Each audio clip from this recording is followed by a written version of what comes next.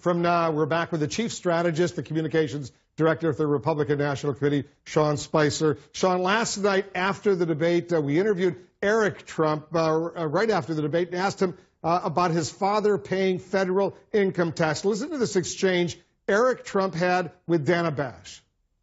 Has he paid federal income taxes over the last 18 years, yes or no? Of course, yes, absolutely.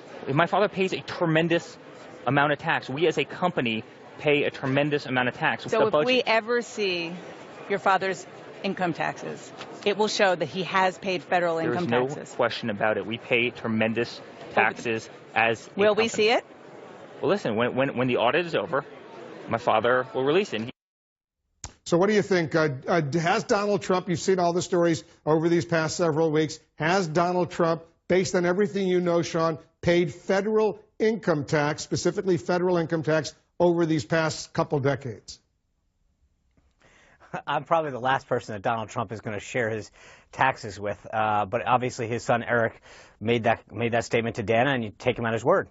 Should it be the law for presidential candidates of either party to release their income tax returns? It's been going on since 1976, as you know.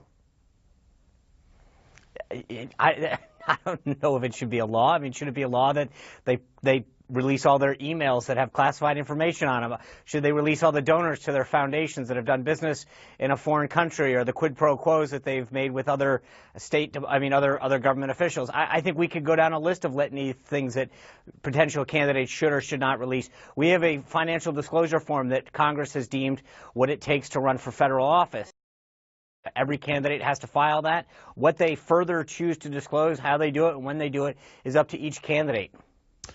And the voters, frankly, Wolf, at that point, I mean, it's up to voters to decide whether or not whatever they do above and beyond what's required by law is satisfactory. In the case of this, both candidates have filed the federal disclosure forms that are required of every federal candidate to list all of their assets. If Hillary Clinton had not released her federal income tax returns, you'd be upset about that, wouldn't you?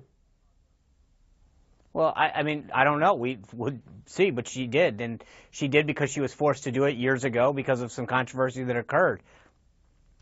They didn't do it voluntarily. Well, she's released her income tax returns, and her husband has as well for the past at least 30 years or so, maybe even more than that, going way back when he was governor of Arkansas. Right. But we'll leave that. But let's be clear. Yeah. I mean, they didn't do that voluntarily. I mean, the Clintons released them because they got caught in a scandal and were doing it to release more evidence. So this isn't exactly like they did it for altruistic reasons. Yeah. Well, everybody, all the other candidates, I'm just saying, since the 70s, all the other candidates have done it. Donald Trump so far has not, but he's still got some time. He's got almost 5 weeks to do it if he wants to. We'll see if he does. All right, Sean, thanks so much.